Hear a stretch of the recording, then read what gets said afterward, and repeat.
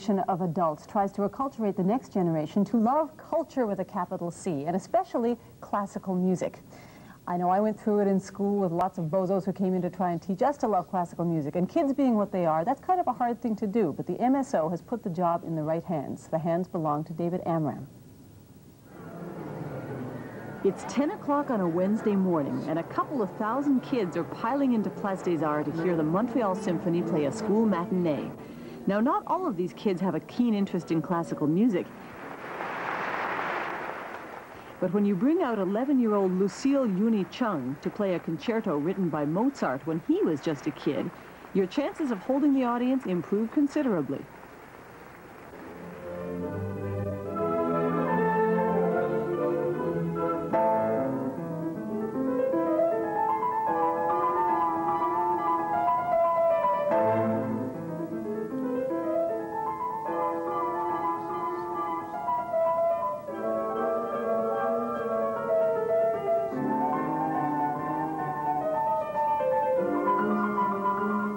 Good classical music is fine. Having a terrific salesman put it across is even better. And David Amram is one of the best. He's a composer and musician in his own right. As a youngster, he heard Leopold Stokowski conduct the Philadelphia Orchestra, and he was hooked for life. Now he wants to pass on his enthusiasm to another generation. What I try to do with the young people's concerts is to play the very, very best music that we can find that adults would also enjoy, and at the same time to demonstrate some of the little instruments like my ocarina from Guatemala, to show the young people that many of our orchestral instruments, the flute, oboes, clarinets, violins, trumpets, French horns, trombones, bassoons, all come from sources that are very, very old, and that in fact these instruments and these musics have a deep cultural root not only in Europe but from peoples and places around the world. This is the old temple horn from the lyric tradition of probably 3000 BC.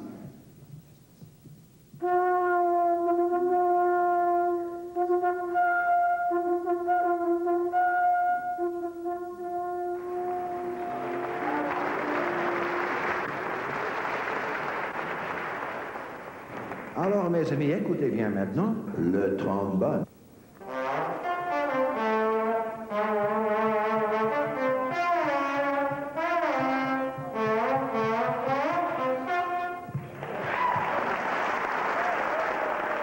Are you preaching to the converted, or are these kids who have to be dragged here kicking and screaming and then go home pleasantly surprised? I think all kids today have an interest in music because we're surrounded by music.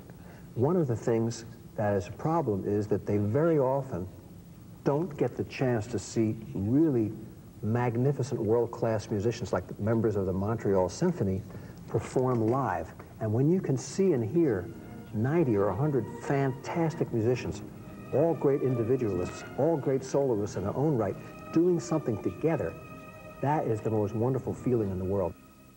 No, I liked all the instruments and the way they sounded.